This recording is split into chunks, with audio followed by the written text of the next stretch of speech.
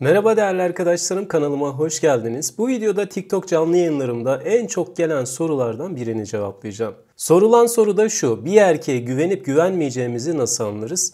Bu soruyu da 10 işaretten yola çıkarak anlatacağım. Böylece aklınızda soru işareti kalmayacak arkadaşlar. Maddelere geçmeden önce şunu hatırlatmak istiyorum. Dönemsel olarak erkekler sizin davranışlarınızın olumsuz etkilerinden dolayı, benzer davranışları yaptıklarından dolayı hayatınızdaki erkekte maddelerin tamamını devamlı olarak görüyorsanız ona güvenmeyeceğinizi bu şekilde anlayabileceksiniz. Yoksa kendi etkisini yok sayarak sadece erkeğe suçlu çıkarmaya çalışmak ciddi bir psikolojik sorun olacaktır. Bu yüzden sürekli erkekleri suçlu çıkaran narsist kadınların düştüğü bu hataya düşmeyin arkadaşlar.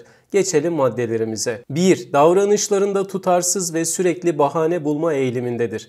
Değerli arkadaşlarım, sizin bir etkiniz olmadığı halde bir erkek sürekli kararsız ve dengesiz davranışlar sergiliyorsa ve sürekli bahaneler bularak sizi oyalıyorsa, size olan sevgisinde şüpheye düşmeniz gayet doğaldır. Bugün söylediğini yarın inkar ediyorsa, verdiği sözleri bir bahane ile iptal ediyorsa ya da hiç söz vermemiş gibi rahatsa, onunla olan ilişkinizi bir gözden geçirmeniz gerekebilir. Fakat bu madde dönemsel etkilere bağlı olarak da yanlış yorumlanabileceği için diğer maddelerimize geçmek istiyorum. 2. Ne zaman arasanız meşgul ya da telefonlarınıza cevap vermeme eğilimindedir. Tabii ki bu maddeyi yorumlarken işinde telefonuyla uğraşamayan bir erkeğin her dakika sizle ilgilenmesini bekleme hatasına da düşmeyin. Elbette ki güvenilir bir adam sizi tereddüt içinde bırakmayacaktır ama kendisini çok güvenilir gösterip de her koşulda sadık numarası yapan çok fazla erkek olduğunu hatırlatmak istiyorum arkadaşlar. Hatta bazı kadınlar eşlerine o kadar çok güveniyor ki aldatacağını aklının ucundan bile geçirmiyor. Bir bakıyorsunuz günün birinde de aldatılmışlar. Bu yüzden gerçekten yoğun bir işte çalışan bir erkeği de sık boğaz etmeye gerek yoktur. Ama erkek başlangıçta sizin üstünüze titrerken onu kabullendiğinizde tamamıyla farklı bir erkeğe dönüşmüşse orada bir durup düşünmek gerekiyor. Bir de bir erkeğin sizi gizlice denediğini gösteren 7 işaret videomda anlattığım gibi bazen erkekler sizi bazı konularda deneyerek ne kadar garanti bir kadın olduğunuzu çözmeye çalışıyorlar.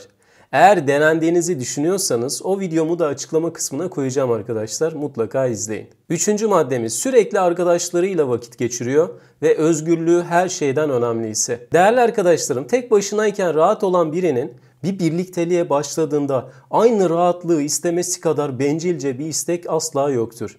Zaten evlilik öncesi en çok dikkat edilmesi gereken konulardan biri karşınızdaki insanın sizin için nelerden vazgeçebileceğidir. Bir insan var gücüyle arkadaşlarım, özgürlüğüm söylemlerini devamlı dile getiriyorsa zaten onunla sağlıklı bir ilişki sürmeniz mümkün olmayacaktır. Çünkü genelde bu kişiler kendileri sizlere her türlü müdahaleyi yaparken siz onlara bir şey dediğinizde benim bir alanım var tarzında cümlelere başvuracaklardır. Özellikle arkadaşları ya da yaptıkları bir iş için sizi anında silebilecek kadar da cesaretli olabileceklerdir. Çünkü bu tür kişiler kendileri için önemli olanı ilk sıraya koydukları için diğer şeyler onlar için gözden çıkarılabilecek niteliktedir arkadaşlar.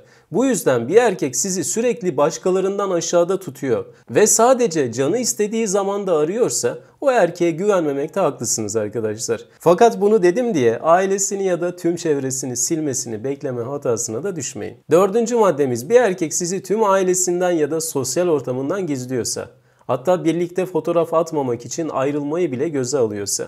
Değerli arkadaşlarım, erkekler değer verdikleri kadınları mutlaka aileleriyle tanıştırmaya çalışırlar.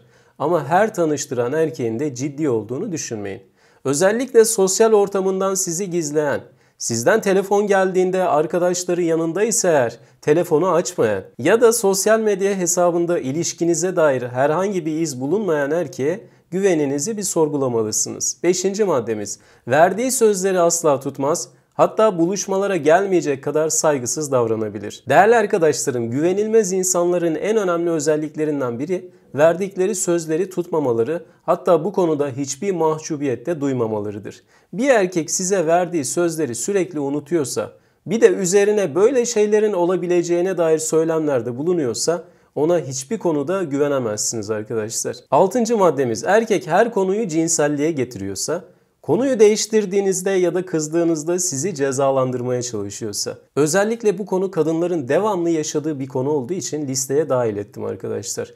Amacı sadece cinsellik olan erkek ne yapacak, ne edecek, konuyu mutlaka cinselliğe getirecek ve bu konuda sizden bir güvence almaya çalışacaktır. Eğer ona istediği güvenceyi vermezseniz sizi cezalandırmak için her türlü manipülatif hareketi yapacak ve hatta ayrılmakla bile tehdit edecektir. Şunu her zaman diyorum size arkadaşlar. Gerçekten değer veren bir erkek sizi cinsellik için asla zorlamaz.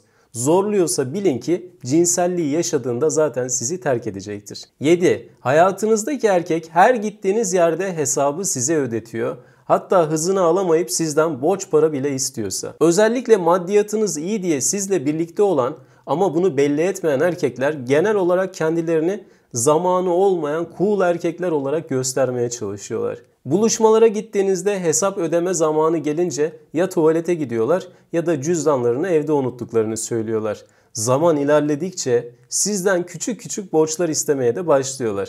Durum öyle bir hal alıyor ki ciddi borçlarından bahsederek artık buluşamayacaklarını söylemeye başlıyorlar ve sizi bu şekilde korkutuyorlar. Bazen kaza geçirdiklerini, arabalarının hasarlı olduğunu söylüyorlar. Bazen de hastanede babasının yattığını, acil paraya ihtiyacı olduğunu söyleyebiliyorlar. Bunun gibi birçok tuzağa kapılan çoğu kadın arkadaş da maalesef erkekten parasını bir daha alamıyorlar. Bu yüzden bir erkek sizden para istiyorsa o erkekten uzak durmanızı tavsiye ediyorum arkadaşlar. 8. Güvenilmeyecek tarzda olan erkekler kötü davranışlarını normalleştirme eğiliminde olacaklardır ve asla özür dilemeyeceklerdir. Tabii ki bu durumun kadına erkeği yoktur. Bir insan hatalı olduğu halde özür dilemeye hiçbir koşulda yaklaşmıyorsa bu onda ciddi bir narsistlik işareti olduğunu gösterir. Bazı kişiler de sırf inatlarından dolayı bilerek kötü davranırlar ve intikam almak için özür dilemezler. Değerli arkadaşlarım, asla güvenilmeyecek erkek tipleri ne kadar kötü davranış sergileseler de sürekli sizi suçlayacaklardır. Fakat kadın erkeği bilinçli bir şekilde dolduruşa getirip sonrasında duyduklarına göre de bu yorumu yapmamalıdır. Bazı kadınlar kendilerine yapılsa kıyameti koparacakları davranışları erkekleri bilinçli bir şekilde yapıyorlar. Sonra da erkek istemeden öfkelendi diye ona cephe alıyorlar. Bu dünyanın en büyük bencilliği olabilir arkadaşlar. Bu yüzden bu söylediğim madde sürekli ve tek taraflı olarak kadını baskı altına alarak kötü davranışlarını bile kabul etmesini sağlamaya çalışan erkeklerle alakalıdır. 9. maddemiz küçük büyük demeden sürekli yalan söyleyen, aldatmalarını bile aldatmadan saymayan erkekler. Özellikle başka insanlarla rahat rahat konuşup sonra bunun gayet normal olduğunu söyleyenler yaptıklarını normalleştirme eğilimindedirler arkadaşlar. Sosyal medyadan konuştuk, sanki gidip buluştuk mu? O benim sosyal medyadan arkadaşım.